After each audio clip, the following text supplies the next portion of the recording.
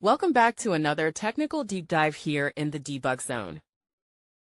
Today, we're tackling a big question and breaking it down with insights from other users. Hopefully, this clears up some misconceptions and helps you get the answer you need. So, buckle up, stay a little curious, and let's jump right in.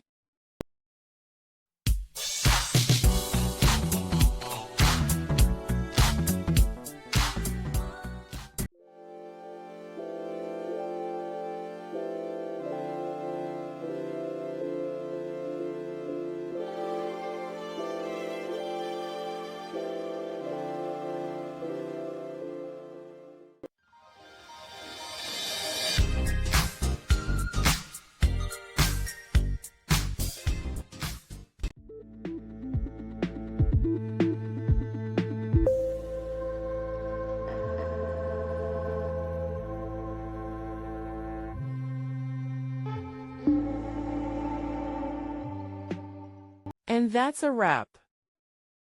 I hope you found the answer you were looking for. If you did, take a second to hit that subscribe button. It really helps out. And let me know in the comments which solution worked best for you. See you next time in the debug zone.